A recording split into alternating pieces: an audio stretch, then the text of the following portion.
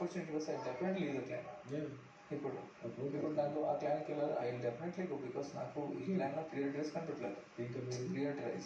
Privatise నాకు కనపట్లేదు, because I think I made mistake coming clan స్టార్టింగ్లో. కానీ యష్మి చాలా మాట్లాడింది వాళ్ళు అన్ని పాయింట్స్ ఫటాఫట్ కావాలనే నేను నాకు సంచాలక ఫ్రాంక్లీ స్పీకింగ్ కొన్ని పాయింట్స్ అటు ఇటు, but I understand it's human error.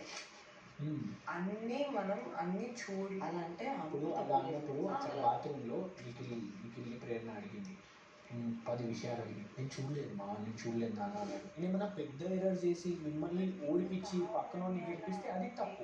ఇప్పుడు అది రెండు బేస్డ్ అండ్ ఫెయిల్డ్ అలా వాంటెడ్లీ రకంగా కరెక్ట్ అంతే కదా. ఆయన అంటాను మరి నువ్వు సంచలన రాగానే ఒక క్యారెక్టర్లో పోతున్నావు అని ఆయన అంటుంది. నువ్వు మరి నామినేషన్స్లో రాగానే ఇట్లా ఒక క్యారెక్టర్ ఎందుకు వస్తాను?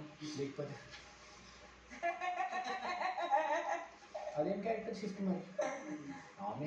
ఆటకాడ ఆట మాటకాడ మాట. నేను మీ అందరూ నేను ఓపెన్ చేయలేదు, మంచిగా మాట్లాడతాను, మంచిగా ఓపెన్ ఉన్నా. This is real. ఇంకేంది నిఖిల్కి కూడా చెప్పొచ్చు అప్పుడు బెడ్ పైన ఇండివిజువల్ గేమ్ ఆడు, అది అట్లా కనిపిస్తాను మరి గ్రూప్ గేమ్ లెక్క.